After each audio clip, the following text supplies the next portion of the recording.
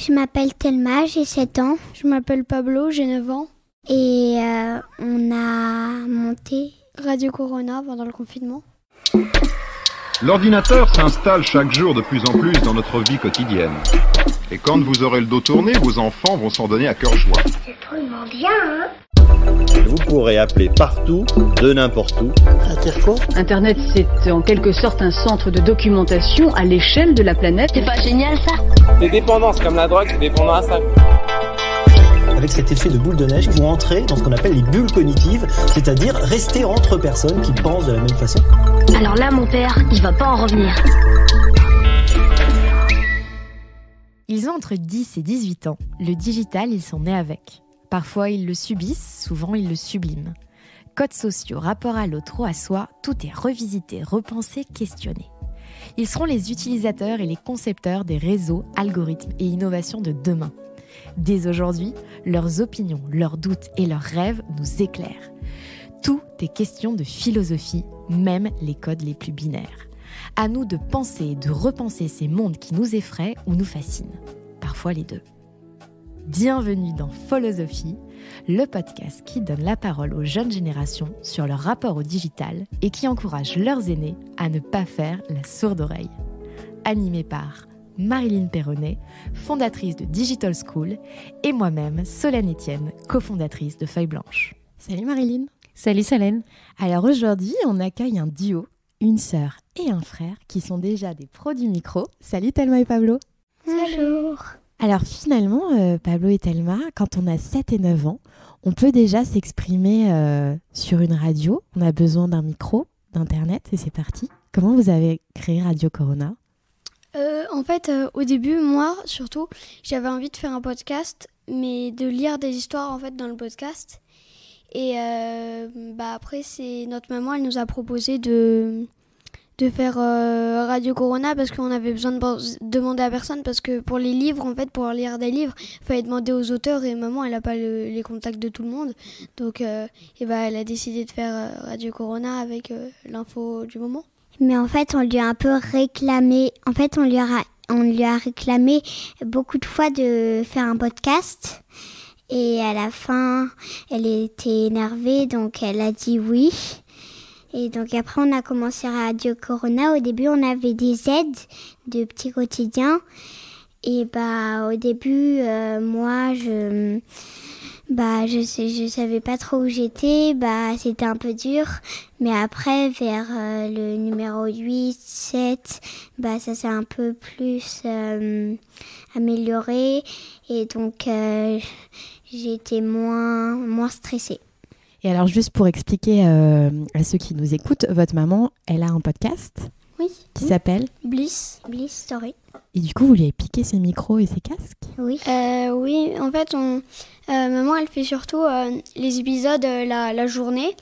Et après, elle montait la semaine. Et du coup, nous, en fait, on faisait les épisodes le vendredi. Et après, on les mettait en ligne le samedi. Et au début, moi... j'avais des aides du petit quotidien, c'était bien, mais au bout d'un moment, j'avoue, vers l'épisode 7, 8, 9, j'ai commencé à en avoir un peu marre parce que ça me piquait 1h30 dans le vendredi et voilà. Mais ça a été quand même une super expérience. Et donc, on a arrêté au numéro 10 parce qu'on en avait un peu marre que tous les vendredis soirs, on fasse... C'est surtout parce qu'en fait, c'était la fin du coronavirus. Oui, c'était la fin du corona. Enfin, c'était pas la fin, mais... La fin du confinement. C'était la fin du confinement. Et aussi, on en avait un peu marre de faire des podcasts. Non. Donc, on a arrêté. Non, toi, Pablo, t'en avais pas marre ? Non. Moi, j'en avais un peu marre. Donc, j'ai arrêté. Mais en fait, j'ai arrêté au moment où on devait vraiment arrêter parce qu'il n'y avait plus le confinement. Et il fallait retourner à l'école ?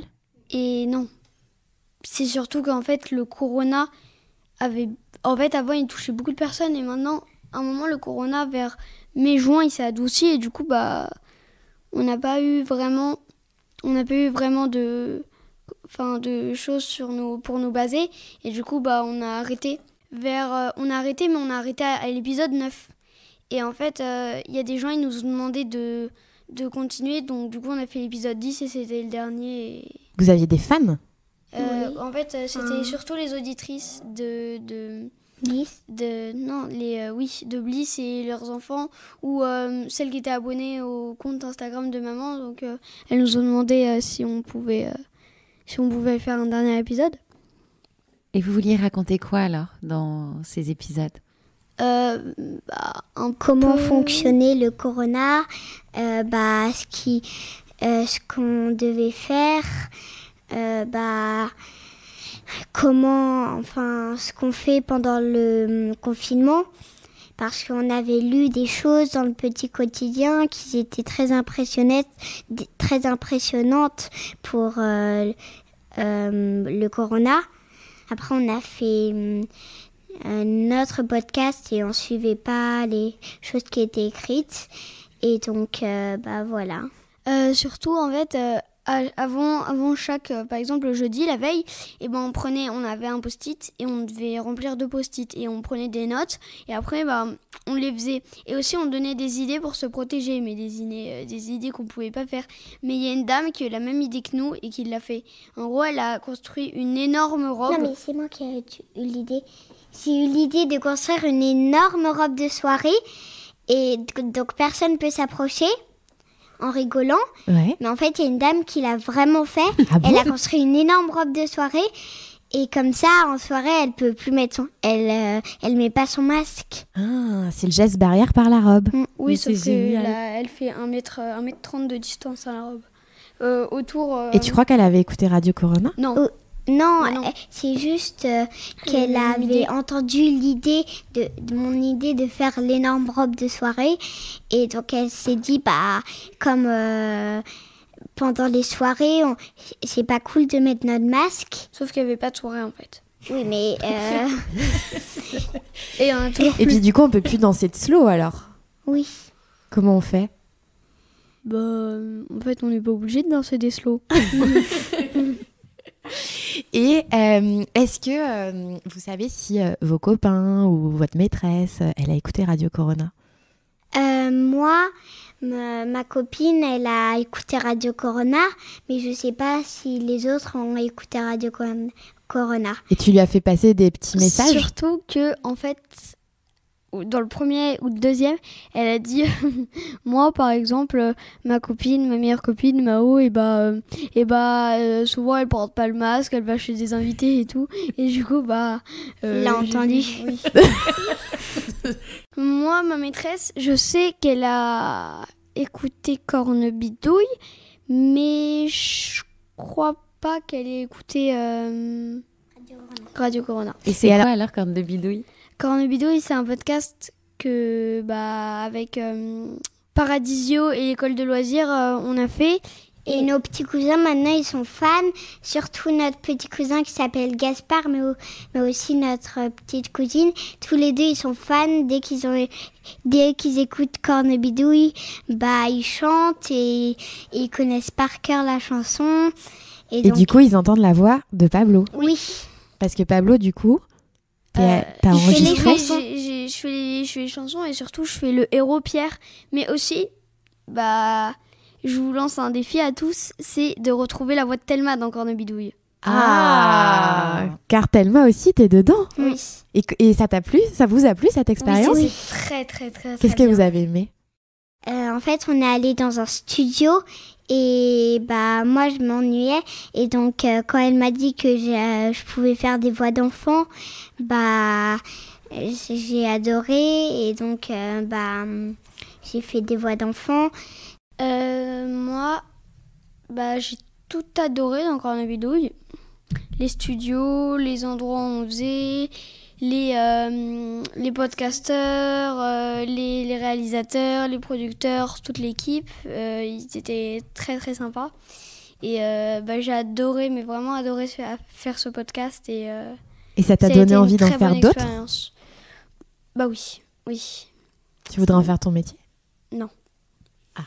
Je pense qu'il devrait être dessinateur. Et en plus, il veut être dessinateur. Mais tellement, mais quoi, c'est vrai ? Mais il y avait une question sur le métier après. On la reposera. D'accord, il n'y a pas de souci. Et du coup, dans Radio Corona, vous dites à un moment, Zoom, on n'est jamais en classe on n'est pas dans la même classe parce que toi, Thelma, t'es en CE1. Et toi, Pablo, t'es en CM1. CM1. Et du coup, ça vous a permis de voir comment l'autre travaillait avec sa maîtresse. Oui, ça nous a permis de voir comment l'autre travaillait. Et parce qu'on se voyait quand on faisait les Skype. Quand on faisait les Zooms avec notre maîtresse pendant le confinement. Par exemple, Pablo, il me voyait quand je faisais mes Zooms et moi, je le voyais. Non, parce que moi, je faisais pas de Zoom, en fait, avec ma maîtresse. Et je travaillais... En fait, elle nous envoyait des fiches PDF. Oui, bon... Et après, je les recevais et je faisais mon travail. Et après, je les renvoyais à la maîtresse. Et Thelma, qu'est-ce que tu as remarqué sur ton frère alors quand il travaillait comme ça avec sa maîtresse? Il travaille bien et ça nous a permis comme ça de plus nous voir. Et c'est aussi, en même temps, c'est le moment qui nous a c'est le moment qui m'a le plus plu parce que mon frère, souvent, il est très énervant avec moi. Et donc, il joue pas avec moi. Mais pendant le confinement, on jouait ensemble et on faisait des villes entières de Playmobil et c'était cool. Et mais je pense que c'est parce qu'on avait moins de travail. On faisait un moment le Zoom, mais sinon, on n'avait pas de travail. Donc, on pouvait plus voir à quoi on pouvait jouer et pas jouer le soir. Parce que le soir, on n'a pas beaucoup de moments. Donc, on ne peut pas vraiment voir à quoi on veut jouer. Et alors, c'est mieux ou moins bien que faire la classe à l'école? C'est mieux. Parce qu'en même temps, tu fais du travail. Après, quand tu as terminé, tu es libre, en fait. Tu peux aller jouer. Et par exemple, les récréations... C'est bien, t'as tes amis, mais des fois, tu sais pas vraiment quoi faire. En fait, parce que des fois, faire du foot tout le temps, au bout d'un moment, même si moi j'en fais pas, mais au bout d'un moment, ça doit être épuisant. Et là, moi je faisais 2 heures le matin, 2 heures l'après-midi de war, et après, j'étais tranquille. Et toi, Thelma, qu'est-ce que tu préfères alors? Moi, en même temps, j'aime bien voir mes amis à l'école, mais ça n'a rien changé, en fait, parce qu'avec ma copine, comme on habite tout près... Elle se voyait tous les jours. Oui, on se voyait tous les jours. Il y a une cour, et on se voyait tous les jours. Donc, en même temps, je pouvais rester à la maison et jouer, et en même temps, je pouvais jouer avec ma copine. Donc, c'était cool. Et tu lui parlais... Vous aviez un jeu, non, avec ta copine pour vous parler? On avait des talkie-walkie. Ouais. Oui, on utilisait parfois des talkie-walkie. Et surtout, on faisait du vélo, comme de la trottinette dans la cour d'à côté. Et on n'était pas du tout en cas Covid. On enlevait notre masque et c'était cool. Mais maintenant, l'école, ça a repris. Et maintenant, je vois toutes mes copines et c'est aussi cool. Et moi, en fait, je pense que... En fait, je préfère l'école à la maison que l'école. Mais je préfère aller à l'école que rester à la maison. Parce que, au bout d'un moment, c'est... C'est énervant. Et pourquoi? Parce que, en fait, les amis... surtout, et aussi la maîtresse, quand ok, tu peux les quitter un mois, mais 4 mois d'affilée, au bout d'un moment, ça devient un petit peu... énervant. Le dilemme algorithmique.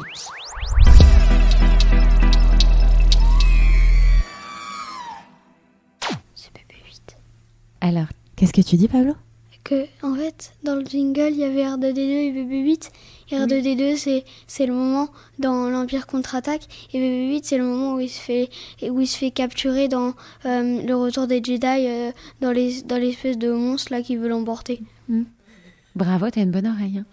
Alors, Thelma et Pablo, est-ce que vous pensez, quand on est adulte, que c'est mieux de conduire une voiture tout seul ou un robot qui la conduise à notre place pour pouvoir faire d'autres choses pendant ce temps-là? Moi, je pense qu'on doit la conduire tout seul parce que les robots, ça utilise beaucoup d'électricité et on doit économiser l'électricité alors que nous, on n'a pas de l'électricité dans le ventre et on parle pas comme des robots.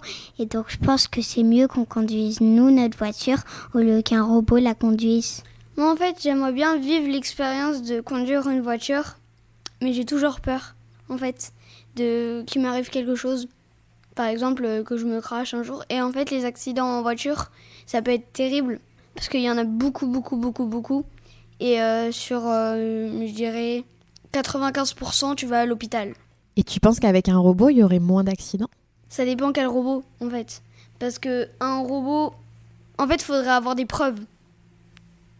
Parce que si t'as pas de preuves, tu sais parce qu'un robot ça peut pas être parfait parce que rien ne peut être parfait et ça peut toujours faire des erreurs comme nous et il peut avoir des problèmes, mais ce serait pas possible de créer un robot sans qu'il fasse pas d'erreurs. Et du coup en fait j'aimerais bien un peu les deux, mais j'aimerais bien conduire la voiture tout seul, ouais. En fait je pense qu'il aimerait bien qu'il fasse pas d'accident, qu'ils savent qu'il va pas faire d'accident et comme ça il va être sûr, mais je pense pas que ça existe de voir dans le futur. Mais on pourrait créer une machine à aller dans le futur comme la DeLorean. Et à votre avis, les enfants aussi, qui serait responsable si le robot fait une erreur ? Moi, parce que c'est moi qui a décidé que le robot il aille dans la voiture. C'est moi qui a décidé de pas conduire tout seul. Le responsable, c'est celui qui a dit qu'un robot que le robot devrait conduire la voiture et par exemple, il y a des gens qui veulent pas qu'il y ait un robot dans la voiture et que les personnes conduisent toutes seules, mais il y en a un qui est sûr qu'il faut mettre il y en a un qui est sûr qu'il faut mettre un robot. Et si le robot casse une voiture ou il fait un accident, ça sera sa faute. En fait, ça dépend. Si le robot fait une bêtise, c'est de sa faute. Si le robot fait un accident, c'est de la mienne. Alors c'est quoi la différence ? Un accident, c'est moi qui aurais décidé qu'il fasse ça. Mais une bêtise, j'ai pas envie de décider qu'il fasse une bêtise. J'ai pas envie de lui dire va casser un immeuble ou va casser une voiture ou va casser une vieille ou roule sur une dame qui est dans la rue, une vieille dame qui est en train de passer sur un passage. Ou va embêter les enfants à la sortie de l'école. Je vais pas lui demander ça, moi. Et si jamais il fait ça, alors du coup c'est la faute de qui ? De lui. Et c'est la faute de lui, mais s'il a pas fait exprès, c'est la faute de personne, parce qu'on peut tous faire des bêtises, mais on fait presque jamais exprès. Mais un robot ne peut pas ne pas faire exprès de embêter les enfants à la sortie de l'école. Et pourquoi ? Oui, mais c'est parce que tu vas pas. C'est comme si moi, je renversais le pot de fleurs et je dis j'ai pas fait exprès. Ou je saute par la fenêtre et je dis j'ai pas fait exprès. Et c'est comme si un robot allait embêter une vieille dame et il dit j'ai pas fait exprès. Et si alors le robot il devient fou s'il fait tout ça, on en fait quoi ? On lui jette un seau d'eau sur la tête, comme ça il explose et après on l'embête.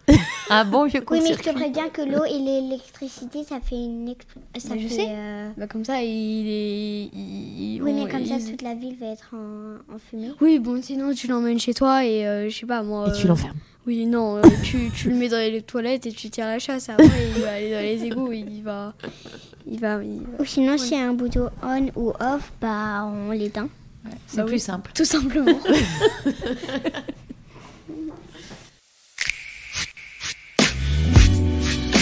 Swipe, swipe, swipe, swipe. Donc là, avec Marine, on va vous poser des questions et vous répondez. Quand vous en avez marre de répondre, vous dites swipe, ou si vous ne savez pas quoi répondre, vous dites swipe et on passe à la question d'après. D'accord. Ok. Pablo, à Noël, j'ai cru savoir que tu avais une Switch. Et à quoi tu joues sur ta Switch ? Moi, je joue à surtout un jeu. Je joue à Fortnite et des fois, je m'amuse et je joue à Mario Kart ou à Animal Crossing. Et du coup, tu as une limite de temps ou pas sur ton nombre d'heures de Switch par semaine ou c'est plutôt cool? En fait, je peux jouer 1 heure le vendredi et les autres jours, c'est les parents qui décident. Et alors, c'est quoi généralement? Généralement, c'est 1 heure le vendredi, 1 heure le week-end. Qu'est-ce qui te plaît dans les jeux vidéo? Swipe. Et alors toi, Thelma, pendant que Pablo il joue à la Switch, tu fais quoi?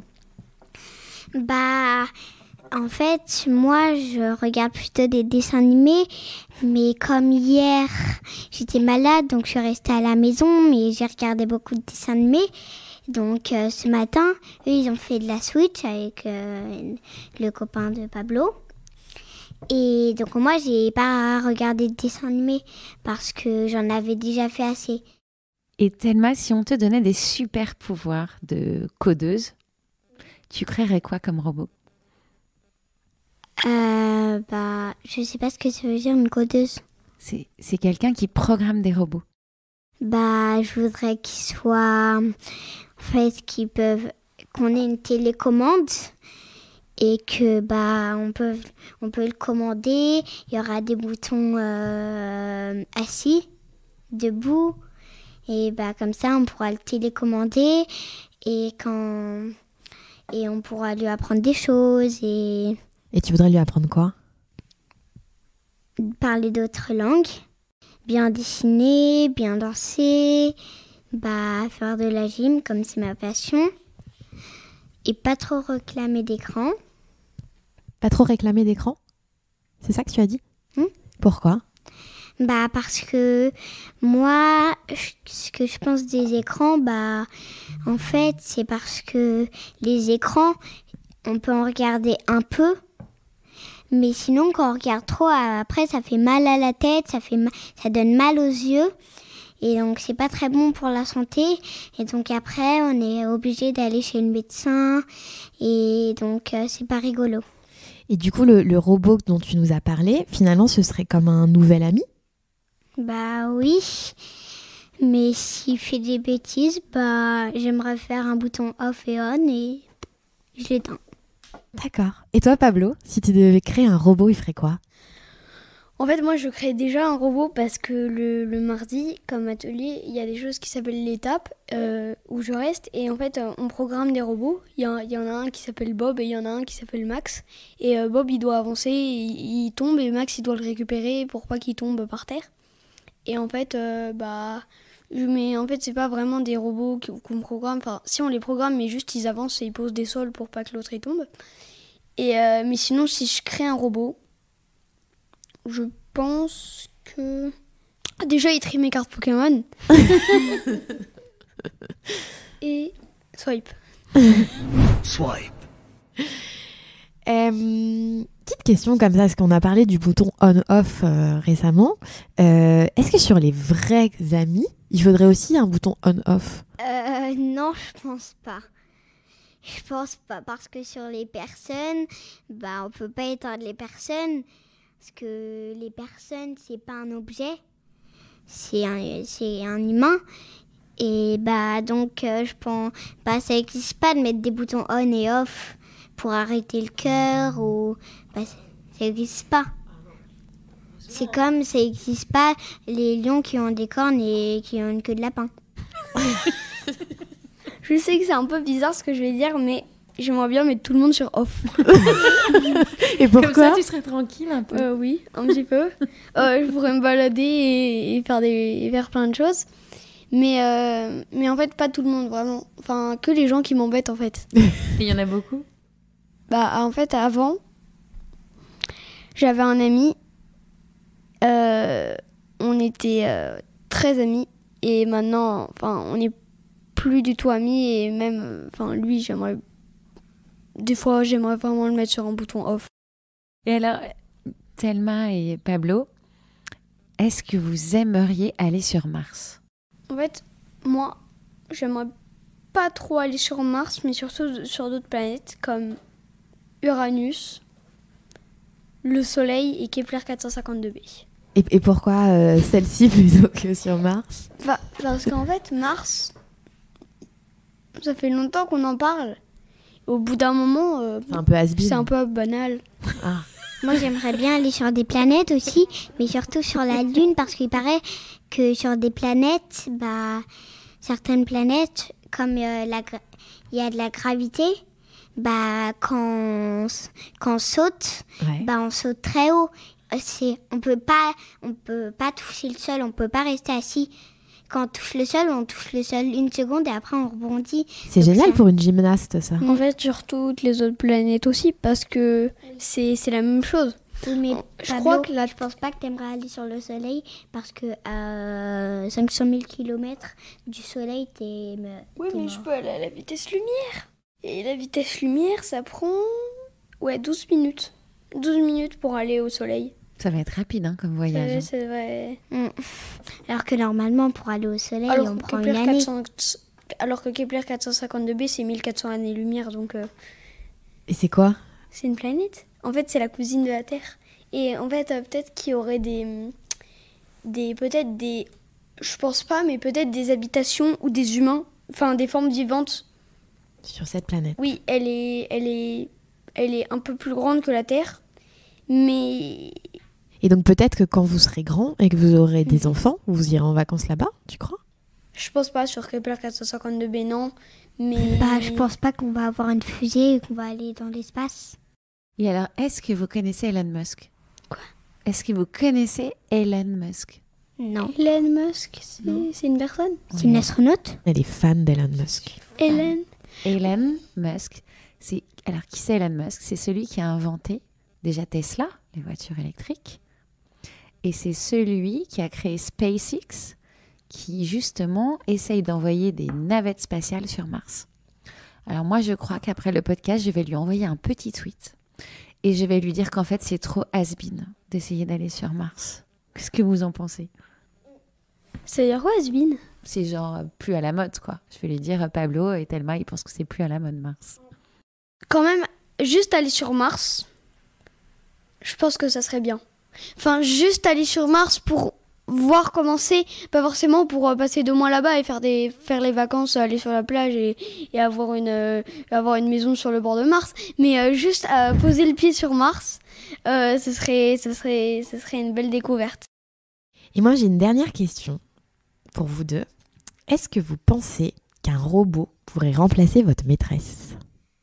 Non, je pense pas. Pourquoi? Parce que les robots, parfois, ils savent... En fait, les robots, parfois, ils savent beaucoup de choses.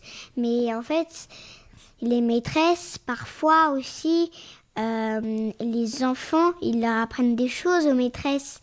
Mais alors que les robots, on dit souvent qu'ils savent tout. Mais peut-être que c'est vrai. C'est vrai, moi j'aime bien apprendre des choses à des grandes personnes. Et donc, non, j'aimerais pas qu'un robot soit notre maîtresse. Moi non plus. Parce que, en fait, un robot, ça peut pas remplacer une maîtresse. Parce qu'un robot, moi j'ai pas confiance en un robot. Une maîtresse, j'ai confiance en un humain. Mais un robot, il peut faire des choses qui sont pas bien. Donc un robot, d'une minute à l'autre, ça peut se dérégler et faire des choses vraiment, vraiment pas bien. Alors qu'une maîtresse, c'est un humain, elle a passé son bac, elle a tout passé. On est sûr qu'elle va rien faire aux enfants. Et j'ai confiance en une maîtresse. Qu'elle soit sévère, pas sévère, petite, grande, âgée, jeune, j'ai confiance en une maîtresse. Une maîtresse, c'est un humain, comme dit Pablo, et alors qu'un robot, c'est pas un humain. Donc, en plus, il peut pas parler, il va pas parler aux enfants. T'as peur qu'ils te comprennent pas? Oui, le robot? Parce que le robot, parfois, s'il est pas vraiment bien fait, parfois il peut avoir des déréglages et donc pendant qu'il nous apprend quelque chose, ça peut faire des dégâts. Est-ce que vous savez qu'en fait c'est l'être humain qui programme le robot? C'est toujours un être humain qui programme ce que va faire un robot. C'est pas un robot qui va programmer un robot. Donc si l'être humain il a des intentions mal, et ben il peut lui faire des choses mal. Exact. Et s'il a des bonnes intentions, il lui fait faire des bonnes choses. Oui. Parce que un robot, il va pas fabriquer un robot, ça serait bizarre. Alors qu'un humain fabrique un robot, c'est connu. Enfin, c'est pas connu, mais on peut très bien fabriquer un robot, nous. Tout à fait. Bien sûr, et le programmer. En fait, moi, le mercredi, et pendant les vacances, là, moi, je fais beaucoup, énormément même, de programmation de robots. Ah ouais ? Je fais un atelier qui s'appelle robotique. Donc, il y a plein de petits robots. Et par exemple, pendant les vacances, on va avoir des robots dinosaures. C'est pas vraiment des dinosaures, mais c'est des robots qui ont une armure, des trucs pour faire des combats, des épées, des haches. Et c'est quand même un peu des gladiateurs. On va les mettre dans une arène un peu grande comme la table. Et après, ils vont devoir aller s'attaquer.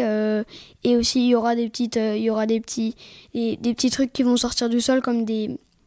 Il y aura des gens sous l'arène qui lèveront les trucs, ce sera comme des petits pics et après on va faire des combats de dinosaures et les robots on les programmera sur des ordinateurs. Génial. C'est trop bien. Et en fait avec ça, on peut gagner des coupes. En fait mon frère il a déjà gagné une coupe. T'as déjà gagné une coupe de robot ? Oui, il a déjà gagné une coupe Incroyable. de En robot. combat de sumo de robots. Que t'avais programmé ? Oui. Et donc on fait... Et il y a un atelier qui s'appelle robotique. Et moi, j'ai fait des parcours. On avait mis des chaises, des trucs, des obstacles. On devait faire une course de robots. Et donc, c'était sympa. Et est-ce que dans votre métier, plus tard, vous aimeriez programmer des robots ? Ou est-ce que vous devriez faire complètement autre chose ? Complètement autre chose. Et qu'est-ce que tu aimerais bien faire, toi, Thelma ? Moi, j'aimerais bien faire... En fait, avec ma meilleure amie qui s'appelle Mao, on a inventé on veut être Au début, on voulait être chanteuse. Et on a inventé un groupe qui s'appelle les Thelmao. Et donc, en même temps, j'aimerais faire ça. En même temps, j'aimerais être vétérinaire, scientifique, parce que j'aime bien m'occuper des animaux. Et aussi, j'aime bien faire des sciences, faire des expériences. En même temps, j'aimerais être médecin. Mais si ça existait, j'aimerais bien être dresseuse Pokémon. Génial. Si ça existait. Et toi, Pablo ? Moi, j'aimerais être dessinateur. Ah, trop bien. Dessinateur de BD parce que j'adore le dessin depuis que je suis tout petit et j'aimerais en faire mon métier. Intéressant. Un bébé qui est en train de rigoler. C'est exactement ça. Alors du coup, moi j'avais une question. Je crois que vous avez des petits cousins et des petites cousines. D'ailleurs, vous en avez parlé un peu plus tôt. Vous qui êtes un peu plus grands, vous aimeriez leur dire quoi par rapport aux écrans, aux jeux vidéo, aux robots ? À quoi ils doivent faire attention et sur quoi ils doivent foncer ?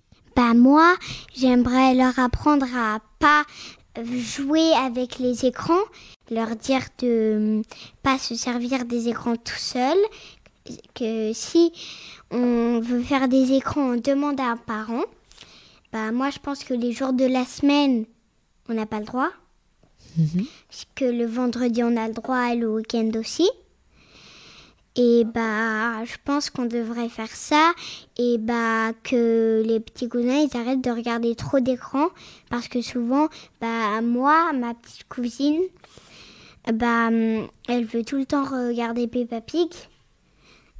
Donc parfois on lui dit non, parfois on lui dit oui et même tellement elle avait tellement envie de regarder des dessins animés. Un jour, elle a même pas fait sa sieste. Et donc, je pense qu'ils devraient être moins accros aux écrans, les enfants. Les enfants, mais surtout les petits cousins ou les petites cousines, ceux qui ont 1 an, 2 ans, 3 ans. Pour te dire, parce que ça peut leur faire encore plus mal aux yeux. Ouais. Ils sont normalement à partir de 4 ans, on n'a pas le droit de regarder avant 4 ans, tu veux dire. Avant 4 ans, on n'a pas le droit de regarder des écrans et donc parce que ça peut faire mal aux yeux.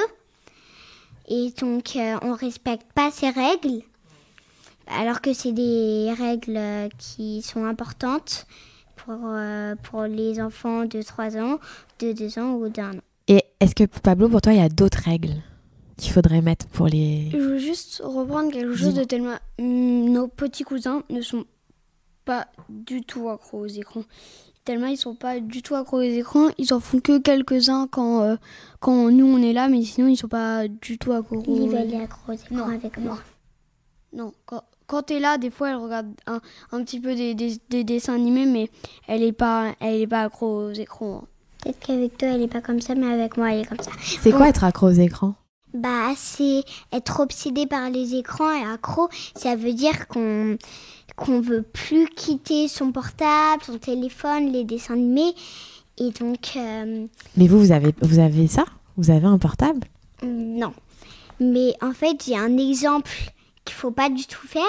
Le grand cousin de ma copine Mao, bah, la mère de Mao, elle le gardait. Ouais. Il n'a pas bougé du canapé pendant toute la journée. Il a mangé sur le canapé en regardant son portable. Ouais. Il n'a pas quitté son portable sur le canapé. Et du coup, est-ce que tu penses aussi que les adultes... Il n'a même pas bu. Ah bon ? Il n'est pas allé aux toilettes, il n'a pas bu. Il a mangé sur le canapé et il a regardé son portable tous les... Et est-ce que du coup, vous pensez que nous, les adultes, on est trop accros aux écrans ? Ça dépend lesquels. Par exemple, ma maman, elle est beaucoup trop accro aux écrans. Mais en fait, c'est pas qu'elle est vraiment accro aux écrans, c'est parce que c'est son travail. Bah oui. Mais en plus, mais ce que je trouve que c'est pas bien, c'est que ça lui fait mal aux yeux aussi. C'est pour ça que le soir, elle est fatiguée.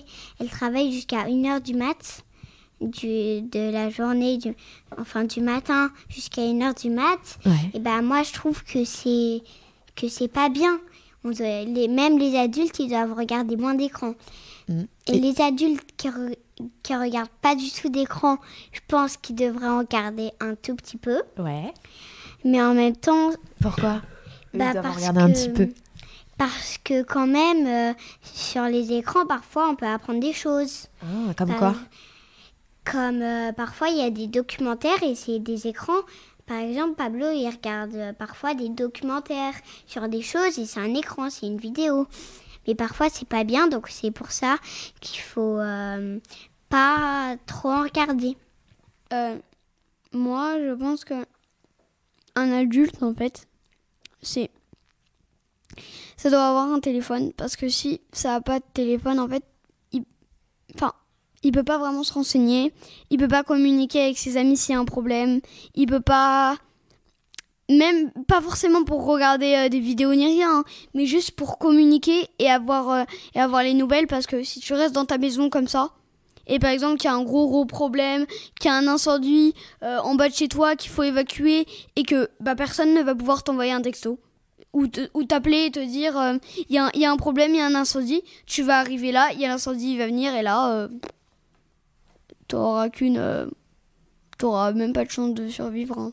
À part si tu sautes par la fenêtre et que t'arrives sur un trampoline et après que t'arrives directement à l'hôpital, mais je pense pas que ça va se faire. Bah oui, parce que si quelqu'un voit qu'il y a un incendie en bas de ton immeuble, et il t'envoie un message sur le téléphone, mais si t'as pas de téléphone, tu sais pas. Et donc après tu vois du feu devant ta fenêtre, et donc ça te fait un choc. Il te dit, il dit, moi, si j'étais quelqu'un comme ça, j'aurais dit, mais pourquoi ils m'ont pas donné un message ? Mais c'est un peu en fait de leur faute, parce qu'ils n'ont pas de téléphone. D'accord. Tu veux dire, vas-y Pablo. En fait, je pense que t'as pas besoin d'un iPhone, mais t'as besoin d'un téléphone fixe au moins. Pas forcément un téléphone. Moi, par exemple, j'ai un téléphone fixe. Mais c'est comme ça que t'appelles tes copains ? Non, c'est comme ça que j'appelle mes parents quand je suis en colonie de vacances. D'accord. Ou qui me laissent tout seul pendant 2 heures à la maison tout seul. Mais en fait, parce que, au moins pour communiquer. Et en plus, le téléphone fixe, c'est beaucoup moins cher que les iPhones. Et pour envoyer des textos et pour appeler, c'est quasiment la même chose.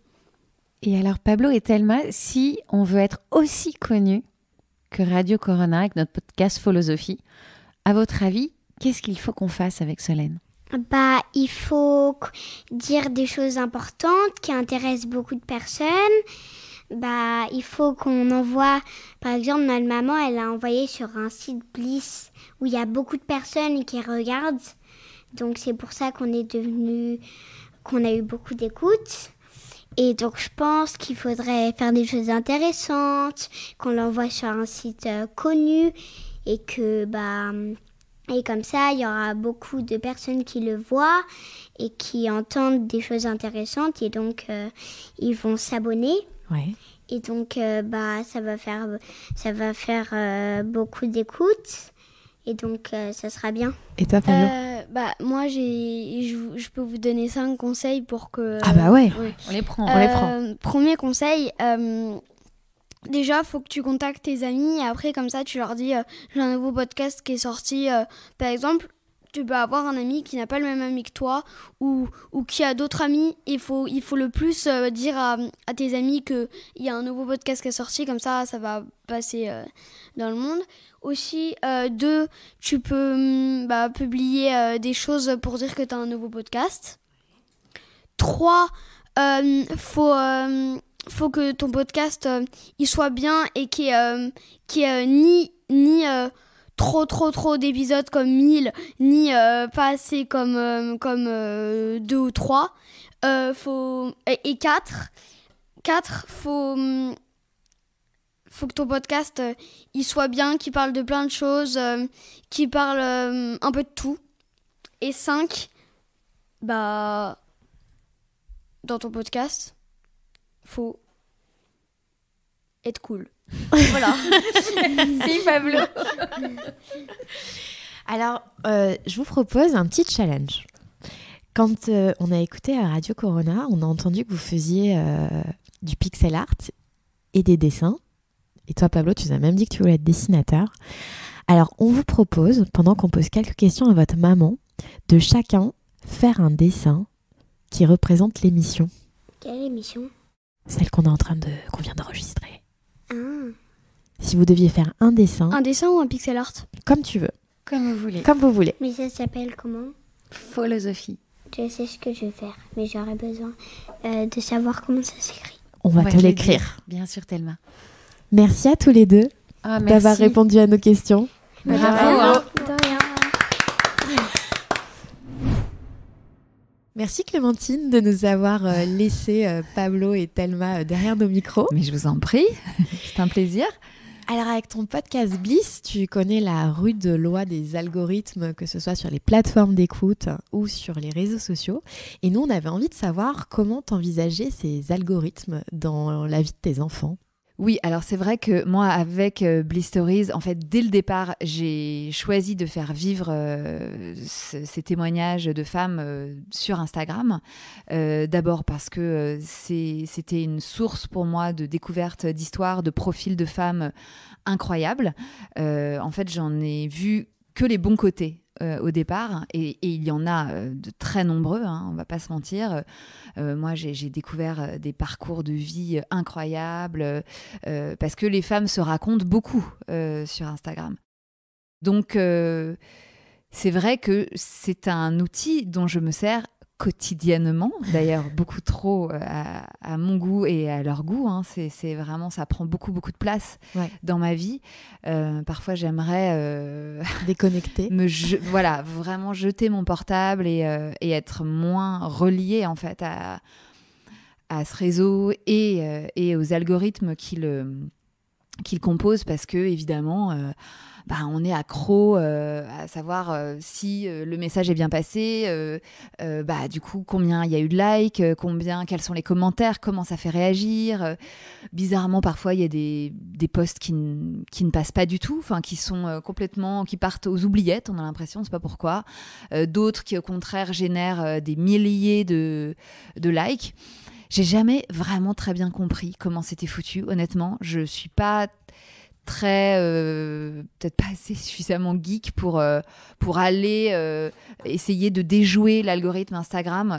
Souvent je vois que ça sort quand je suis d'autres je suis évidemment plein de comptes et souvent je vois des nanas qui se plaignent de cet algorithme et qui poussent un peu des coups de gueule en disant mais je comprends pas tel post, vous êtes passé complètement à côté. Moi, j'avoue que c'est pas ma priorité. Du moment que le message passe, bon après, s'il atteint 2000 ou 10 000 personnes, déjà, s'il en atteint 2000, c'est cool. Tu vois, bon après, évidemment, s'il en atteint 10 ou 12, c'est mieux. Mais je sais tellement pas, en fait, je me sens tellement impuissante face à ça que j'avoue, j'ai jamais cherché à le déjouer, quoi. Parce que donc là, tu parlais principalement d'Instagram et avec Bliss, mais finalement, quand on regarde Netflix, les propositions que tu as, c'est aussi avec des algorithmes. Si on regarde les autres réseaux sociaux, alors si on va parler de Facebook, mais TikTok, c'est la même chose. Et du coup, par rapport à la vie de tes enfants et ce qu'ils vont regarder va engendrer qu'ils vont avoir que des choses qui vont être leur proposées du même type. Qu'est-ce que ça t'inspire et comment tu essaies de les déjouer du coup pour ouvrir à d'autres choses?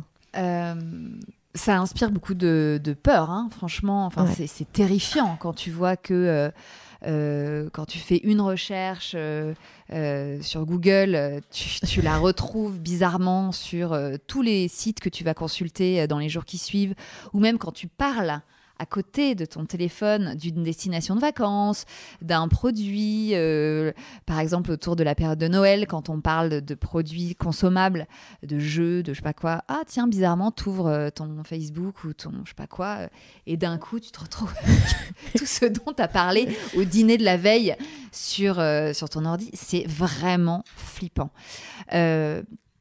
Comment déjouer ça? L'important, c'est de leur donner leur libre arbitre, d'éveiller leur conscience, d'éveiller leur propre centre d'intérêt, leur propre curiosité, et de ne pas se laisser laver le cerveau par tout ce qui va leur être comme ça proposé en push. Et ça passe par d'autres activités qui sont pas forcément liées aux écrans du coup pour toi? Ah oui, bien sûr. Bah, nous, on essaye de limiter un maximum. C'est-à-dire que les règles sont très strictes. Ils savent que pendant la semaine, c'est niet, à part éventuellement le vendredi soir ou le mercredi quand tous les devoirs sont faits et tout ça. Régulièrement, on supprime carrément je peux citer. Régulièrement, on supprime la Switch. Hein, c'est un bon levier, n'est-ce pas, de punition, parce que c'est un peu le seul truc en fait qui peut jouer dans la balance et qui peut faire qu'un comportement va s'améliorer. Donc honnêtement, on n'hésite pas. Je crois que Marilyn, tu connais ça. Mais écoute, j'ai l'impression qu'on a la même vie, Clémentine. Moi, le mien, il a 10 ans.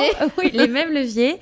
Et c'est pareil, et on en est venu à mettre des bonus-malus de temps d'écran en fonction des notes pour le week-end. Ouais. Donc on fait pareil. Bien sûr. C'est génial. Un mauvais comportement va entraîner un jour en moins de Switch. Et vraiment, on n'hésite pas. Alors parfois, mais bon, moi je suis un peu... Parfois, je suis trop sympa et je cède devant des yeux de chien battu.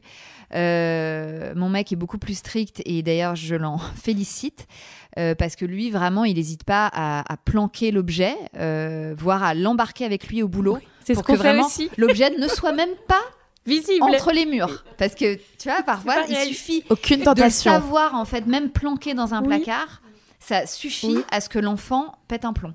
Donc... Voilà, au moins s'il n'est pas dans l'enceinte de l'appart, psychologiquement ça aide en fait. Et moi ça m'aide parce qu'au moins je sais qu'il n'est pas là. Et du coup j'ai même pas de stress. Mais c'est fou en fait qu'on en soit là, à devoir s'éloigner. Comme quand je veux jeter mon portable, je voudrais jeter cette Switch aussi. Et pour te dire, ce matin, mon mec m'a demandé d'emmener les Switch avec moi. Ah bah voilà. Et j'ai dit non quand même. Il me dit non, là je le sens pas, ils vont me harceler, emmène-les dans la voiture. Non mais quelle angoisse. Non mais à quoi on en est réduite? Et du coup Clémentine, tu penses que sur la reconstruction de leur vie future, effectivement, comment on va les aider évidemment à garder l'esprit critique, à utiliser en pleine conscience, se disant qu'il y a toujours un algorithme ou un usage derrière pour des marques, etc. Comment est-ce qu'on peut faire pour les aider à grandir comme ça, les enfants?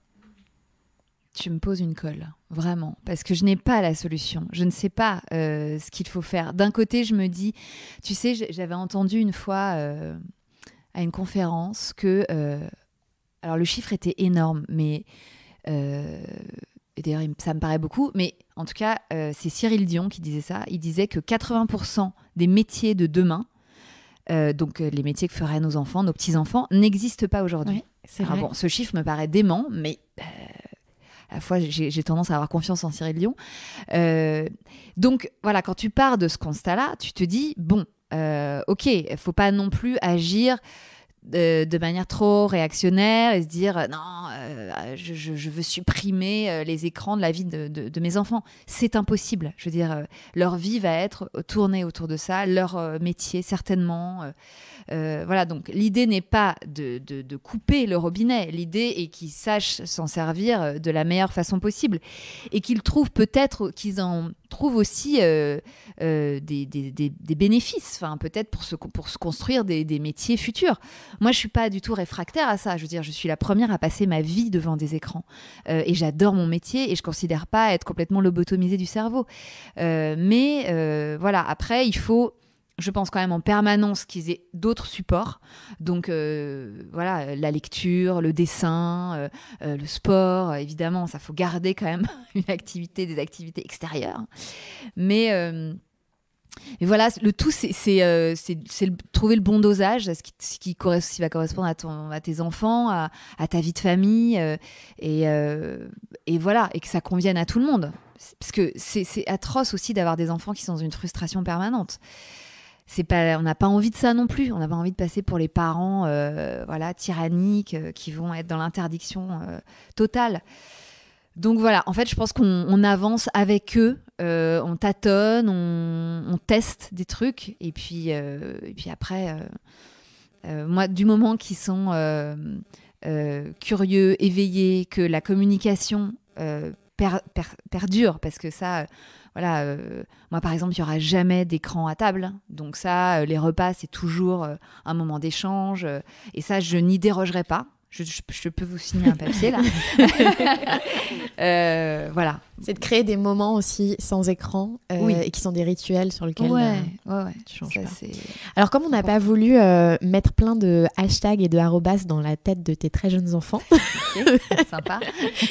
D'habitude on demande aux plus grands d'écrire le tweet de l'émission. Du coup on te redonne cette tâche. Donc, ça peut passer par plusieurs hashtags ? Ouais, okay. Tu fais comme tu veux. Ok. Alors, hashtag on fait comme on peut. Hashtag faisons leur confiance aussi. Hashtag... Alors, il y a un hashtag que j'aime bien, c'est Let them be little, que j'aime bien parce que faut quand même qu'il reste aussi dans le jeu et dans l'enfance. Je veux dire, ça fait partie, nous, on avait d'autres jeux, certes, et que peut-être nos parents supportaient pas non plus. Mais ça fait partie aussi de ce moment de l'enfance où, c'est le kiff de passer 1 heure devant Fortnite. Bon, bah, voilà, pourquoi pas ? C'est leur truc à eux et c'est cool s'ils peuvent aussi en profiter. Faut pas... Voilà. Merci Clémentine. Merci beaucoup Clémentine. Pardon. Je vous en prie, merci les filles. Et merci de nous avoir accueillis chez toi. C'était intéressant de parler de ce sujet, c'est rare qu'on se penche sur cette question, mais c'est important. Donc merci.